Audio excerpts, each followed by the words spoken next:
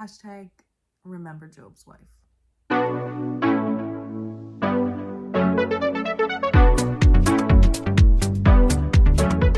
Before we get started with today's episode, I just wanted to humbly thank you all for bearing with me through the awkwardness of what was the first video. If you've seen the bloopers on my TikTok channel, you know what I'm talking about. Shalom, sisters, and welcome back to the Martha Meets Mary YouTube channel. Thank you for your prayers, for your encouraging words, and most high willing, I will be able to continue to grow in confidence, and each video will continue to be better than the last. With that, let's get into today's topic. In this video, we're going to be discussing our influence and intention within our homes as wives and mothers, or future wives and mothers. When we begin to talk about submission, the first reaction for most women is the idea that power that you have that's suddenly being taken away from you. That as a wife in submission to her husband, as a woman who subscribes to the divine order that the Most High set before us, we suddenly have no say. It's very far from the truth. Let's talk about the influence that we have as wives and as mothers that is overlooked. This influence ranges from our day-to-day lives within our homes to the decisions our husbands make as leaders of the family, all the way to the women our sons marry and the wives our daughters become. We have been given divine influence. It's the reason why in Proverbs 31, Solomon's mother is pleading with her son to not give his strength to women. We see it with Adam being influenced by Eve. We see it by Samson being influenced by Delilah. We see it with Sarah influencing her husband Abraham. It's all throughout the word, the divine influence that women have over men. So in this video today, we're going to talk about how we can wield that influence to honor our husbands, teach our children, and glorify the Most High and his kingdom. The first thing that we're going to talk about today is intentional homemaking. The most important thing about being a homemaker, in my opinion, is accepting your role within your family. Being a homemaker is a job like any other. Well, not like any other, but in the way that any job, you can be good at it or you can be bad. And to be a good, effective homemaker, it takes time, it takes experience, it takes trial and error, and it takes effort. When we accept our roles as mothers, as helpmeets, as homemakers, as teachers, we can begin to do it with intention. How we keep our homes and the order in which we run them is crucial. It affects the day-to-day mindsets of everyone living in the space.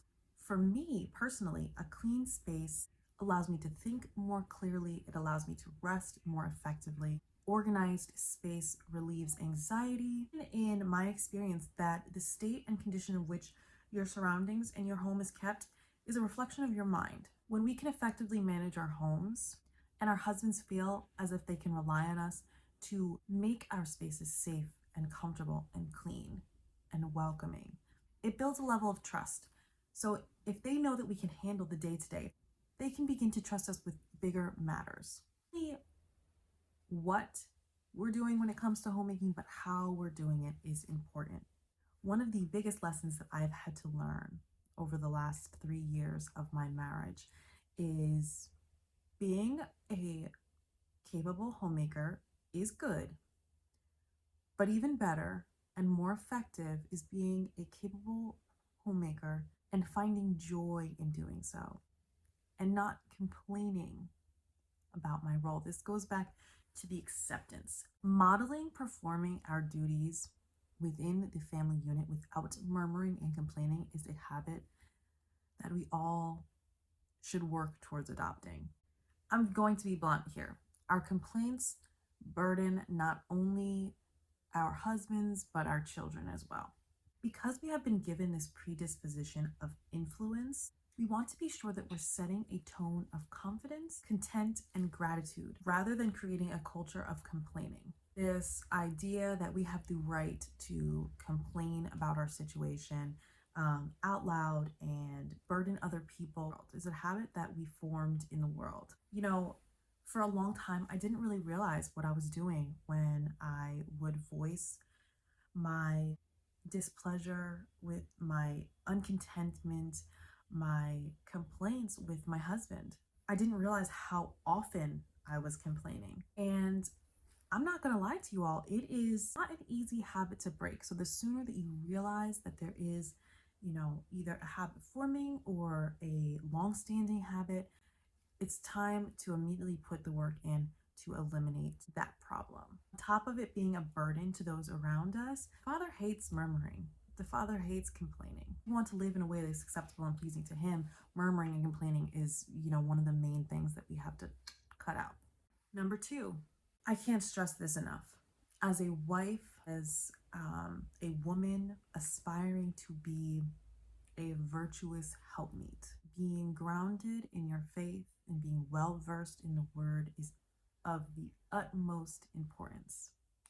We are often our husband's first advisors, whether that be because our husbands have brought something to us and they value our opinion, or we see our husbands walking in a way that is worrisome, or they're simply going through something. They're going through a season of change, a season of being uncomfortable. I want you to think about Job.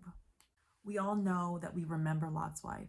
I want to petition to start a Remember Job's Wife movement. When Job was under trial and tribulation, his wife gave him counsel that he deemed ungodly. In fact, he said that she spoke as the foolish women, as capable, virtuous helpmeets, wives. That response that Job gave his wife is one that we should seek never to hear. Hashtag remember Job's wife. Our husbands love and care about us. They desire for us to be comfortable, provided for, and happy. Because of this, it is so crucially important that our desires line up not only with His vision for our household, but also that our eyes are fixed on the Most High at all times. He looks at or to us, He is being pointed in the direction of the narrow path and not the wide road that leads to destruction. In doing this, their hearts and their spirits learn to trust us, and there they can find confidence and rest. Number 3, this one is for mothers, current mothers, future mothers. Mothers who have sons, we have to be modeling the wife we desire for them to have. Mothers who have daughters, we have to be modeling the wives and helpmeets that we desire our daughters to become. I can personally see the influence of both my mother and my husband's mother within our union. There are habits and tendencies that I learned from my mother that I'm actively working to dismantle. Her idea of wifehood, her idea of motherhood, these are all things that I am unlearning to relearn, not because she sat down and had a conversation with me about what it meant to be a wife and a mother, but how I saw her modeling being a wife and a mother.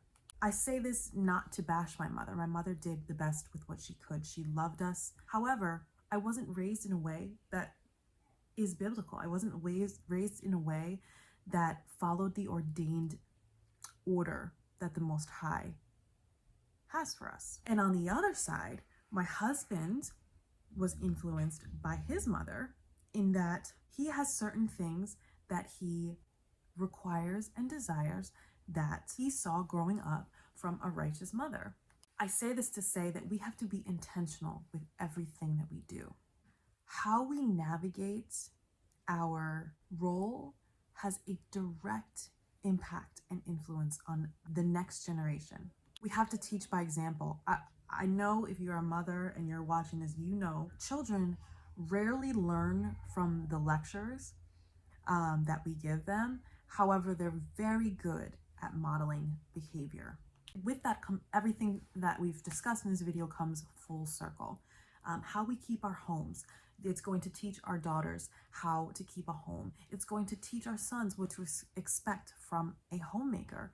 How we go about keeping our homes. Are we complaining? Are we joyful? Have we accepted our role as mother, wife, teacher, homemaker? Or are we longing for our past life before we had children? Are we seeking gratification elsewhere? Or are we finding our strength and our joy in establishing a righteous generation, in establishing our homes in a way that glorify the Most High? It's interesting. I see a lot of women on TikTok posts where they're like, oh, it's really hard to do work for the kingdom as a wife and as a mother. As a wife and as a mother, your first and most important ministry is in your home. There is no greater job, there is no more important role for a woman than to raise up a righteous generation. There is nothing more that you can do for the Most High and for His kingdom than put all of your time, all of your effort, all of your love, and your strength into raising up a righteous generation unto Him, into submitting to your husband and the will He has for your family, into glorifying Him in your day-to-day work. We have such an immense amount of influence. The experience and the advice that David's wife, Solomon's mother, gives in Proverbs 31 has become the pinnacle and the standard for what it means to be a righteous and capable woman and wife. That was a mother's advice to her son, a mother's wisdom to her son. Look at the influence. It has gone on to influence generations on generations and millions of people. One woman, she understood. She understood divine order. She understood that her wisdom and her understanding came from the Most High. She understood that she had a model, what it was that her son was supposed to look for in a wife.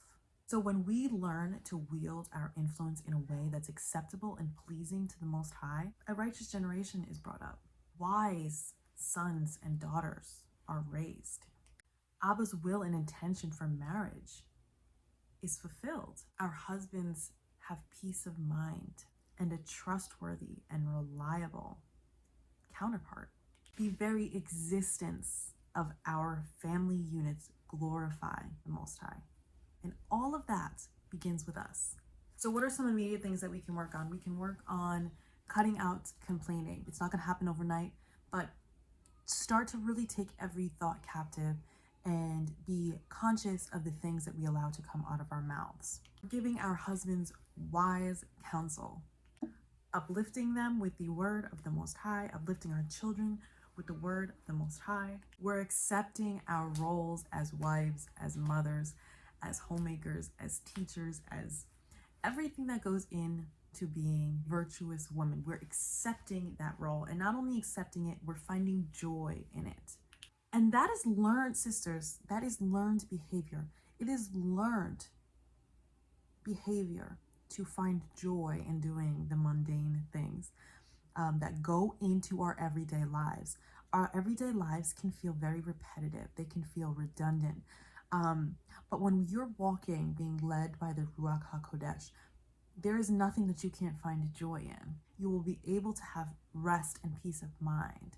While you're doing the dishes, while you're vacuuming your living room, if we are walking in a way that is completely and utterly submitted to the Most High, you will find joy. You will find gratitude because you will be thankful for the things that you have.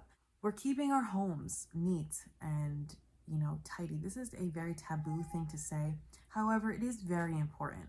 There are few things that are more comfortable or comforting than a clean space. And of course, we're being forgiving and kind to ourselves. We take each day a moment at a time. We accept and recognize that we may have been taught wrong, but we have an opportunity to relearn and be reborn. And I'll conclude this video with Proverbs chapter 14, verse 1. Every wise woman built her house, but the foolish breaks it down with her hands. that is the end of today's episode. Thank you so much for tuning in. All glory and esteem to the Most High. I am humbled by the support, the love from you all. I am grateful for the wisdom and understanding that He's given me to be able to share. I want to give a special shout out to Sister Burgundy. Your words of encouragement have really impacted me in a special way, and I thank you. I pray that the Most High's will be done in all of your lives, peace and prosperity. I have to go tend to my son now. Shalom. I feel like that was way less awkward this time around. Thank you, Father.